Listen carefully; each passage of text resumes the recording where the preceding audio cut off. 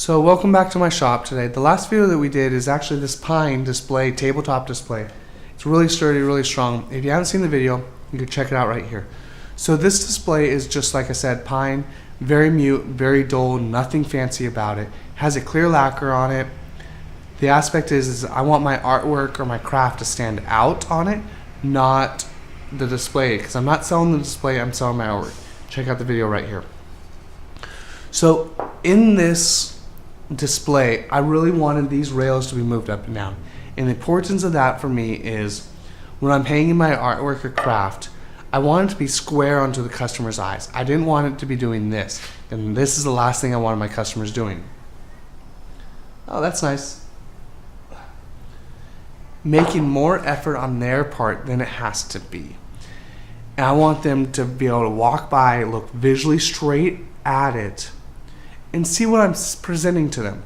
And that's the aspect. I'm not presenting a piece of work that they have to do more work moving their head, moving their body around to see what I'm selling them. I want them just to know exactly what I'm selling them right away without even thinking about it. And that's why these were so important to me to move up and down. So the tip from my shop to your shop is, in the video, I put these screws very close to the edge of my material. A lot of times that ends up splitting the material on the end. Let me show you how, let me tell you a little bit about a screw. So here's your material, your wood. Solid to our naked eye, I know. Okay. Here's your screw. Okay. Your screw is a lot harder and denser than your material. So when you're forcing your screw, by screwing it into the wood, you're forcing that screw to go into something softer. And that soft material moves out of the way of the screw. You're replacing that material with the screw. And that material needs to go somewhere. So where does it go? A lot of times you see it cracking on the end. That's what I'm talking about. So when we're putting a screw very close to the edge, that material wants to split and crack because there's so much pressure of you replacing that wood with your screw.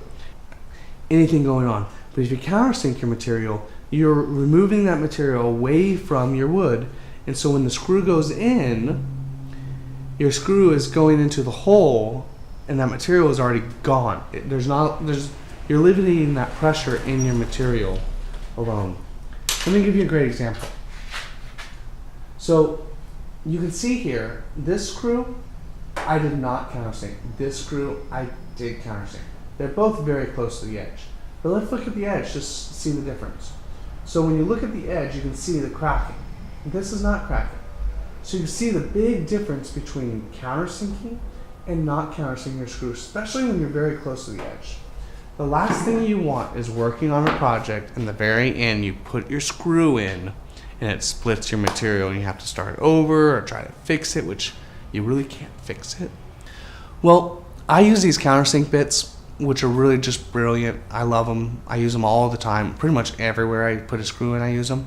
But if you don't have them, I recommend getting them. But if you don't have them, you can also use just a normal drill bit. You just want to make sure the diameter of the drill bit is smaller than your threads.